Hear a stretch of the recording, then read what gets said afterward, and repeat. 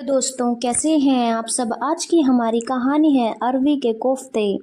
दोपहर को चाय नाश्ता लेकर जब अंजू सास के कमरे में जाने लगी तो अंदर से आती सास और ननद की बातचीत सुनकर उसके पैर ठिठक गए। ननद कह रही थी, माँ आज अरवी के पत्ते के कोफ्ते की सब्जी बहुत ही स्वादिष्ट बनी थी।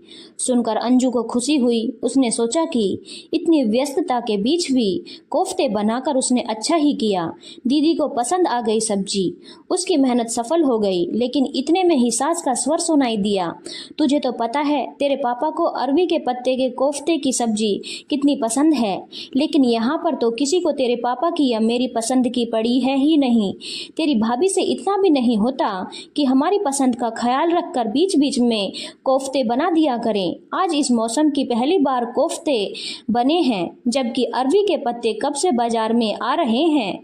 अब हमारे लिए कौन बनाएगा बेटा, तुम लोग आए हो इसीलिए बनी है। सुनकर अंजू को बहुत बुरा लगा। असल में उसके सास और ससुर दोनों की तबीयत पिछले 2 सालों से खराब चल रही थी। उम्र का तकाजा था। सास की तबीयत तो पिछले 2 महीने से ज्यादा ही खराब थी। अनवरत भागदौड़ के कारण अंजू खुद को काफी थका हुआ महसूस कर रही थी। सास ससुर की सेवा, आने जाने वालों की आवभगत, घर के दैनिक काम, इन सब में उसका अंग अंग दुखने लगता था। फिर भी वह सुबह 6 बजे उठकर और जल्दी जल्दी काम निपटाती ताकि अपना फर्ज अच्छे से पूरा कर सके, किसी भी काम में कोई कमतरता ना रहे। इसी जल्दी जल्दी के चक्कर में 10 दिन पहले सीढ़ियों से उतरते वक्त अचानक उसका पैर फिसल गया और उसके पैर में जबरदस्त मोच आ गई। डॉक्टर ने क्रैप बैंडेज बांध दिया और 3 हफ्ते तक आराम करने की सलाह दी। लेकिन घर में सास की तबीयत देखने आने जाने वाले लोगों का तांता लगा हुआ था, तो वो आराम कैसे करती। पैरों को घसीट घसीट कर चलते हुए वो पूरे काम को अंजाम दे रही थी। 3 दिन से तो उसे बहुत तेज बुखार भी है। क्रोसिन ले लेकर काम चला रही है। पैर में मोच आने के पहले जब वो बाजार में सब्जी लेने गई थी तो उसे अरवी के पत्ते दिखे भी थे, लेकिन अभी काम ज्यादा है, कर लूंगी यही सोचकर उसने लिए नहीं थे। और फिर पैर की चोट के कारण वो बाजार नहीं जा पाई। पतिदेव और बच्चों को वो जो और जितनी सब्जी लाने बोलती वो लोग उतनी ही सब्जी ला देते, इसीलिए वो अरवी के पत्ते के कोफ्ते नहीं बना पाई। अंजू को लगा कि उसकी ननद अपनी माँ को समझाएगी कि माँ आप ऐसा क्यों सोचती हैं, हरदम तो बनाती है ना भाभी आप दोनों की पसंद का खाना। अभी आपकी तबीयत खराब है, आने जाने वाले लोग और भाभी का खुद का पैर, इसीलिए शायद बना नहीं पाई होंगी। लेकिन ननद ने सास की हाँ में हाँ मिलाया। सास को समझाने की बजाय आग में घी डालने का काम किया। अंजू अवाक रह गई। आज उसकी शादी को 19 साल हो रहे हैं। उसने हमेशा माँ बाबूजी की पसंद का पूरा पूरा ख्याल रखा। सिर्फ माँ बाबूजी ही क्यों, उसने तो हमेशा ही कोशिश की है कि परिवार के हर सदस्य का जहाँ तक संभव हो सके पूरा ख्याल रखे। यहाँ तक कि इस चक्कर में कभी कभी उसके अपने बच्चों की तरफ अनदेखी हो जाती। वो अपने बच्चों को किसी तरह समझा देती। अभी भी उसके दोनों बच्चों की परीक्षाएं चल रही हैं, लेकिन वो उनकी पढ़ाई नहीं ले पा रही है। क्या ये सब दीदी को दिखाई नहीं दे रहा। शाम को ननद किचन में आई और कहने लगी, भाभी तुमसे एक बात कहनी थी। कहिए ना दीदी। देखो माँ की हालत तो तुम देख ही रही हो, मुझसे उनकी ये हालत देखी नहीं जाती। वो क्या है कि मैं बेटी हूँ तो मेरा कुछ भी किया हुआ माँ को लगेगा नहीं, इसीलिए तुम्हें कह रही हूँ। बोलिए ना दीदी क्या बात है। माँ के लिए मुझसे जो भी बन पड़ेगा मैं करूँगी।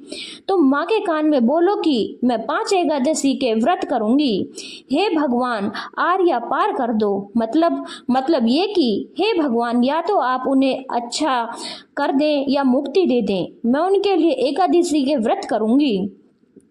सुनकर उसे बहुत ही बुरा लगा। ऐसा नहीं है कि उसे व्रत करने में कोई ऐतराज था, वो तो हर किसी के सुख दुख में काम आना चाहती थी। फिर ये तो उसकी अपनी सास है, अपनी सास के लिए तो वो हरदम कुछ भी करने को तैयार है, कितने भी व्रत करने को तैयार है। लेकिन जब ननद ने व्रत करने को कहा तो उसे बुरा लगा। उसे दुख इस बात का हुआ कि ननद को दिख रहा है पैर की मोच और बुखार होने के बावजूद मैं दिन रात काम में जुटी हुई हूँ। ऐसे में दीदी को मेरी तकलीफ दिखाई नहीं दी।